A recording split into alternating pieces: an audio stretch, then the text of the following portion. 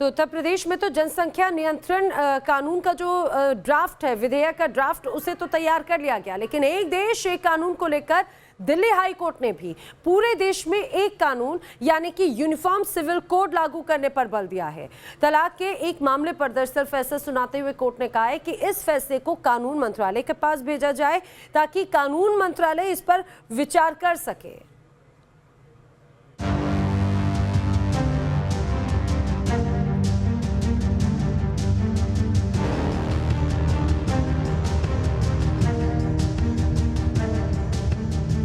Uniform civil code पर high court की बड़ी टिप्पणी। दिल्ली हाईकोर्ट का समान कानून पर जोर। सरकार से जरूरी कदम उठाने के लिए कहा।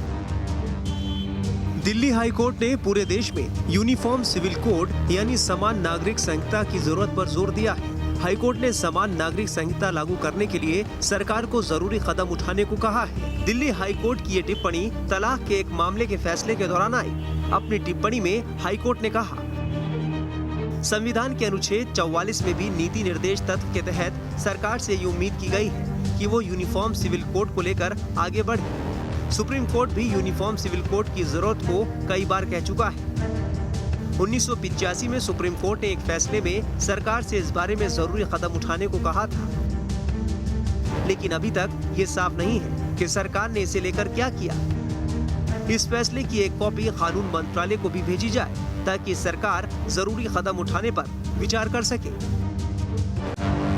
दरअसल दिल्ली हाईकोर्ट में तलाक का एक मामला आया था, जिसमें निचली अदालत ने एक शख्स की तलाक की अर्जी को इस आधार पर खारिज कर दिया था क्योंकि उसकी पत्नी ने दावा किया था कि वो अनुसूचित जनजाति मीना से ताल्लुक रखती है, इसलिए उन पर हिंदू मैरिज एक्ट नहीं लागू होता है। दिल्ली हाईकोर्ट ने निचली अदालत के फैसले को पलटते हुए कहा, आज का हिंदुस्तान धर्म, जाति, कम्युनिटी से ऊपर उठ चुका है। आधुनिक भारत में धर्म, जाति की बाधाएं तेजी से टूट रही हैं। लोग अलग अलग धर्म, जाति, समुदाय के लोगों से शादी कर रहे हैं। ऐसे में शादी, तलाक, उत्तराधिकार से जुड़े कानून एक समान होने चाहिए ताकि अलग अलग पर्सनल लॉ में विरोधाभास के चलते उन्हें दिक्कतों का सामना न करना पड़े।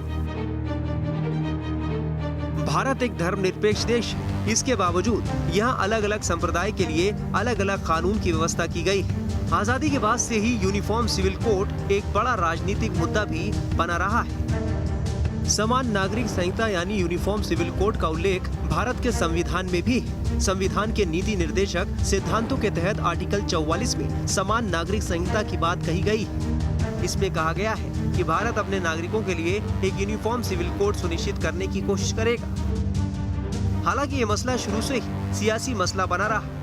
मजहबी आधार पर शुरू से ही इसका विरोध होता रहा। दिल्ली हाई कोर्ट की टिप्पणी के बाद मुस्लिम धर्मगुरुओं ने साफ कर दिया है कि पूरे देश में समान नागरिक संहिता लागू करना संभव नहीं है। अपने मुल्क के कॉन्स्टिट्यूशन ने हर शहरी को ये पूरा इख्तियार दे रखा है, पूरा राइट दिया है कि अपने मजहब को फॉलो करें, उसको प्रोपोगेट करें। लिहाजा इस वजह से किसी भी किस्म से यूनिफॉर्म सिविल कोड या यूनिफॉर्म सिविल लॉज को बनाना या उसको through out the country implement करना प्रैक्टिकली पॉसिबल नहीं है। दिल्ली हाई कोर्ट के पहले सुप्रीम कोर्ट भी इस मसले पर टिप्पणी कर चुका है। 1985 में शाहबानो केस के दौरान सुप्रीम कोर्ट ने समान नागरिक संहिता की जरूरत बताई थी। 1995 में सरला मुदगल केस में सुप्रीम कोर्ट ने सरकार से यूनिफॉर्म सिविल कोड पर पहल करने के लिए कहा था। दिसंबर 2020 में सुप्रीम कोर्ट में यूनिफॉर्म सिविल कोड के लिए याचिका दाखिल की गई। सुप्रीम कोर्ट ने इस संबंध में सरकार से राय मांगी है। जाहिर है कि यूनिफॉर्म सिविल कोड का ये मामला आसान नहीं है। लॉ कमीशन 2016 में ही इस मसले पर लोगों की राय मांग चुका है, लेकिन संवेदनशील मसला होने की वजह से सरकार अभी तक इस संबंध में कुछ भी तय नहीं कर सकी है। संविधान के आर्टिकल 44 में सरकार से इस बात की उम्मीद की गई है कि वो पूरे देश में एक समान कानून यानी यूनिफॉर्म सिविल कोड लागू करने की दिशा में कोशिश करेगी। सुप्रीम कोर्ट अपने कई फैसलों में सरकार को इसकी याद दिला चुका है और अब हाईकोर्ट ने भी कह दिया है। लेकिन सवाल वही कि क्या हमारे संविधान निर्माताओं की इस अपेक्षा को पूरा करने की सियासी स्तर पर गंभीर कोशिश होगी या इसे यूं ही ठंडे बस्ते में डाला जाता रहेगा। वीडियो जर्नलिस्ट अमित माचो के साथ अरविंद सिंह, न्यूज नेशन, दिल्ली। आजादी के बाद से ही देश में यूनिफॉर्म सिविल कोड को लेकर कई बातें होती रही, बहस होती रही। देश का एक बड़ा वर्ग धर्मनिरपेक्षता के आधार पर देश में अलग अलग संप्रदायों के लिए अलग अलग कानून होने की बात का विरोध करता रहा, तो वहीं दूसरी ओर यूनिफॉर्म सिविल कोड के विरोधी भी धर्मनिरपेक्षता के आधार पर ही हर संप्रदाय के लिए अलग पर्सनल लॉ होने की वकालत करते रहे।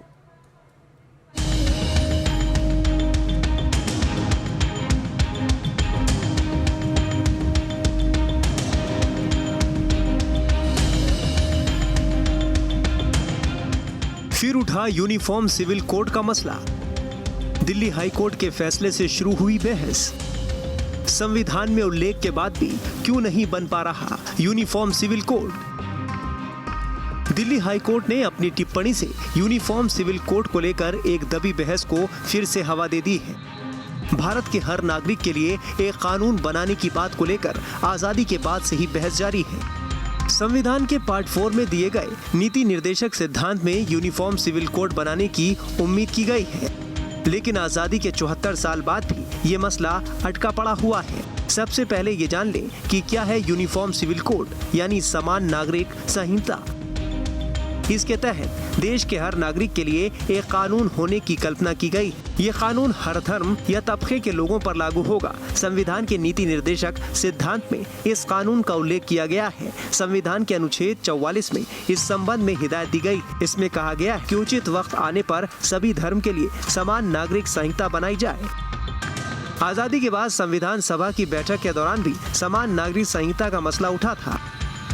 23 नवंबर 1948 को यूनिफॉर्म सिविल कोड पर बहस हुई। इस बहस में संविधान सभा के 1 दर्जन प्रतिनिधियों ने हिस्सा लिया। यूनिफॉर्म सिविल कोड पर सदस्यों ने अलग अलग राय जताई। बहस के दौरान मुस्लिम सदस्यों ने इसका पुरजोर विरोध किया। कहा गया कि धर्मनिरपेक्ष देश में सरकार को धर्म के मामले में हस्तक्षेप नहीं करना चाहिए।